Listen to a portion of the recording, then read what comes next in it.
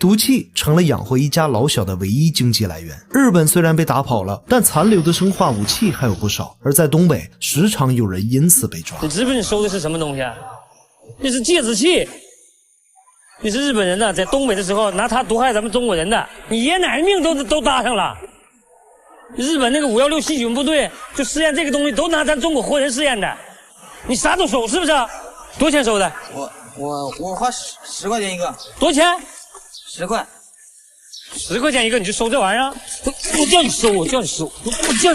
退伍老兵于尚清是齐齐哈尔市的一名普通民警，他所有的灰色收入就指着周末有空去捞点鱼。可刚没到多久，同事就打来了电话，老于急忙赶过去，大小领导都在，就等着他来处理。老于目光犀利，一眼就认出这是当年日本埋的亚发式地雷，引信已经被工人用铁锹拍了进去，要不是年久生锈，估计早就炸了。疏散了围观群众，老于准备排雷，一个山炮抽着烟竟还凑了过来。你咋不要命了你？还抽烟呢？这不就是铁疙瘩吗？铁疙瘩，你下来，你下来，什么人你都看。挖出地雷，老于指挥同事用鞋带绑住引信，然后装进鱼筐里，便急忙驶离了人群。冬天路滑，一不小心还摔了一跤。鱼雷滚得满地，一面是工作，一面是生活。老于想了一会儿，终究是哪个都舍不得，重新装进筐里，然后跌跌撞撞的继续往河边赶，却被前方正在打仗的人拦住了去路，不能再往前了。老于解开鞋带，然后朝河里一扔，随着一声巨响，打仗的人也瞬间安静了下来。这样处置地雷现在看起来十分荒谬，可是面对一些突发情况，当时的东北并不能得到及时支援，所以解决问题和操作流程之间，似乎第一时间解决问题才是最重要的。其实老于也并不太懂，只是在部队时接触过一些。为了把风险降到最低，他又自学了电工和机械。齐齐哈尔本身又是当年日军主要的集结地，辖区里遗留了不少地雷炸药，拎着脑袋的次数多了，自然也就有了一些心得。虽然玩命的事儿都是老于干，但由于心直口快，不会兜圈子，即便已经勤勤恳恳地干了半辈子，却还是没能混个一官半职。鼓捣这行，鼓捣那行，就鼓捣人不行。刚工作事儿怎么办？鼓捣不行，我跟你说，我跟你没完。身为一个中年人，就免不了要被生活琐事捆绑。父亲卧床有病，妻子在家下岗，一家老小的担子全都指他一个人扛。刚才爷还叨咕你们呢，说到这么大岁数了，还让你们在外头租房子。我们在哪儿住都一样，没事。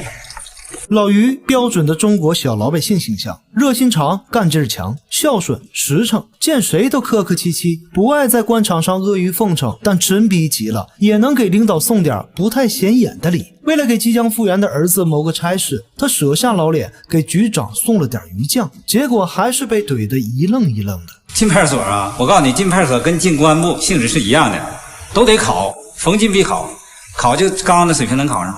他啥文凭啊？高中毕业。高中这文凭就不行，起码得大学，要不有点啥特殊条件。啥特殊条件？差不多。你像给部队要立2等功了，或者说会点武术啥的，咱推荐咱特警队还差不多。要没这个，哎，老于你要是有个2级营模啥的嘛，这个2级营模的子女保送上警校。我上哪整2级营模，我也不在警队。那你要不能这个啥有2级营模，再实话讲，孩子有啥要是那个特异功能，有啥特异功能没有？有特异功能，你还有特异功能。这段经典的拉扯，跟机关打过交道的人一定都深有体会。儿子的工作基本是没戏了，王局又用一通电话将老于支走。辖区内发现炸弹，点名让他去给排一下。要说制式炸弹，他还能鼓捣2下，可这种私制土炮他也不懂。经过领导的一番商量，最终压力还是给到了老于。市里没有排爆设备，省里的专家也远在云南，部队、兵工厂，凡是老于提出的希望都被一一否决了。你就别啰嗦了，我跟你说，你能想到的，领导早想到了；你想不到，领导也想到了。你干脆说行还是不行吧？没有退路，老于只能又拎着脑袋冲了上去。炸弹被藏在一个黑窝点里，屋里满是私接的煤气管道，一旦爆炸，整条街就跟着一起完蛋。他把耳朵凑过去，一阵滴滴答答，才突然发现这是个定时炸弹。快走，定时炸弹，快点，别动手！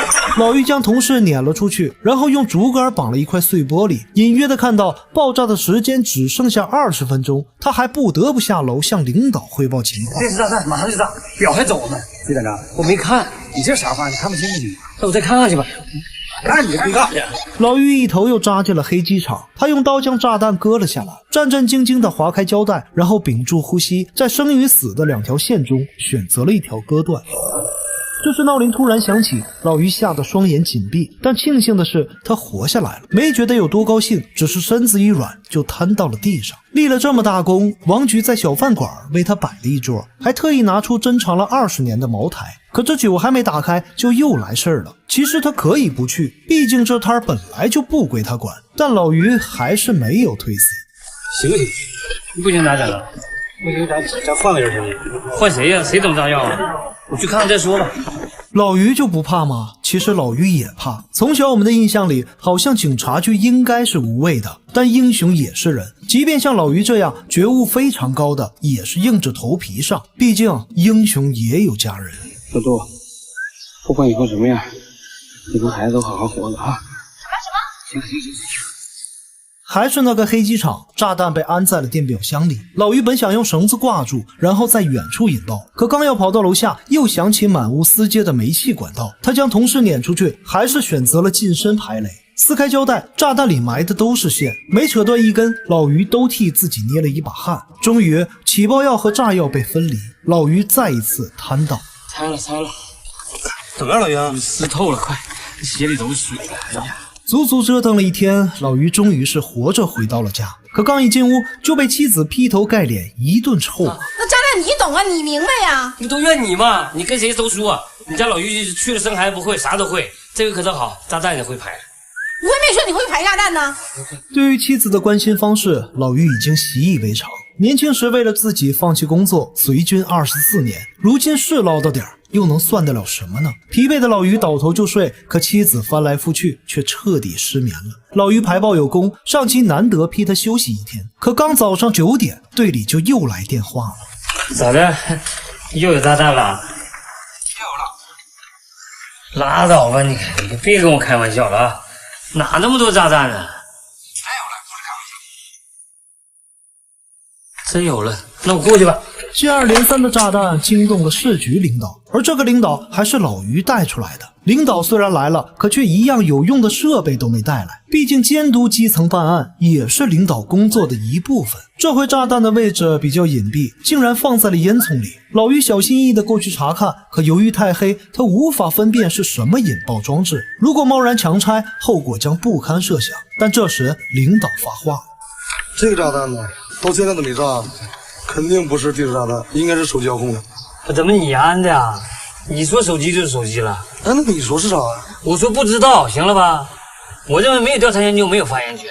你不过去看看去，你就给人下定义，你真行啊！军长司令不上前线去拼刺刀去，不一样带兵打仗吗？拉倒吧，就扯犊子吧！你以为你是司令军长了？咋的？你不就这个科长吗？还是个副的？副的，你连副的都不是。你啥意思？说这些啥意思啊？我不拍了，你去吧。你得管去，就应该你拍。怎么就应该我拍呢？我也不是专业排爆的。老于的话里多少带点赌气的成分，但还是在第一时间想出了解决办法。他找来了鱼竿，准备将炸弹吊上来。老于，对不起啊，工作上的分歧是难免的，况且还是自己带出来的徒弟。老于没搭话，径直的上了楼，费了好大的劲儿才将炸弹吊了上来。但可笑的是，这还真就是个手机遥控的炸弹。担心罪犯在远处引爆，三人坐在那没敢靠近。可突然，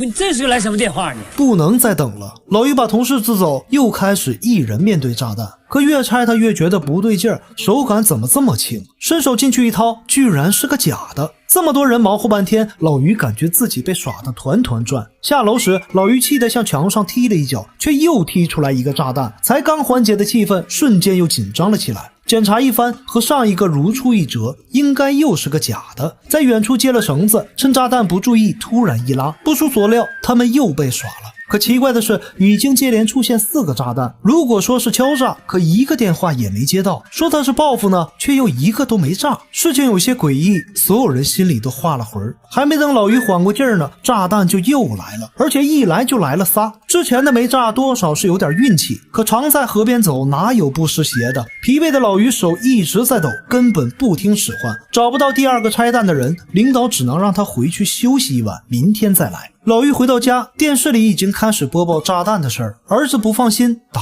来了电话。喂，爸，啊？你不懂能不能不排？我不懂，别人更不懂。爸，我回去和你一起排吧。干什么回腿给你打折了？那你不能去。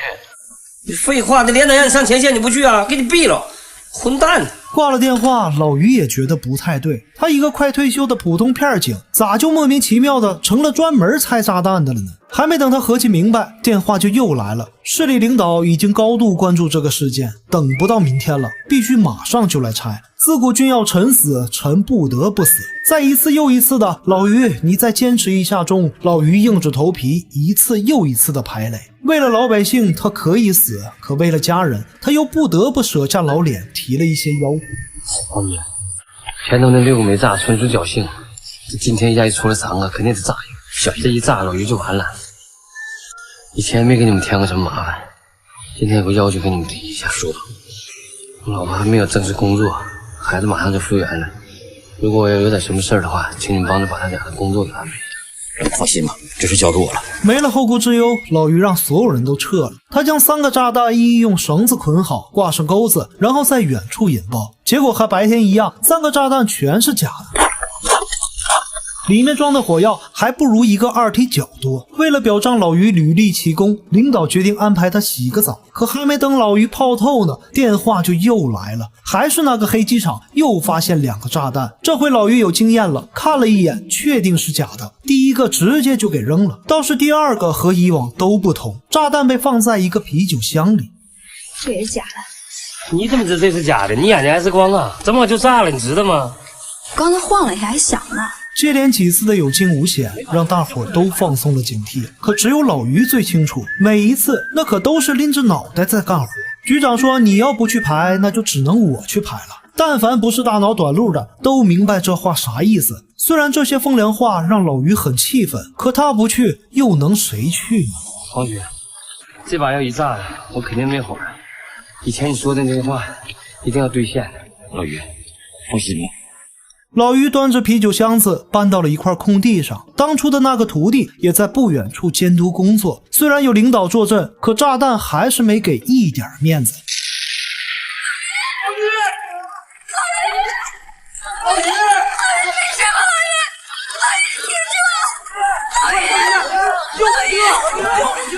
排爆成功了，老于却被炸得面目全非。电影里比较克制，只展现了脸上有一些玻璃碴子，但原型的老于几乎濒死，眼睛被炸瞎了，耳朵也半聋，右手掌直接豁开，手指也少了2根。住院期间，为了节省医药费，还提前回了家，而这一切都要他自己面对。命差点丢了，终于是评上了2级英模。而放置炸弹的罪犯也终于抓到，竟是黑机场的员工。他为了讨要老板拖欠的工资，走投无路，才出此下策。整部电影里几乎没有专业演员，绝大部分都是黑龙江现役警察，演得好与不好，大家已经有目共睹。但由于题材太过揭露，上映的过程非常艰难。而原型于尚清最终在2014年因为旧伤复发，不幸离世。那些看似英雄的不平凡，却在他们死后撕碎了多少人的心。我是唐叔，我们下期见。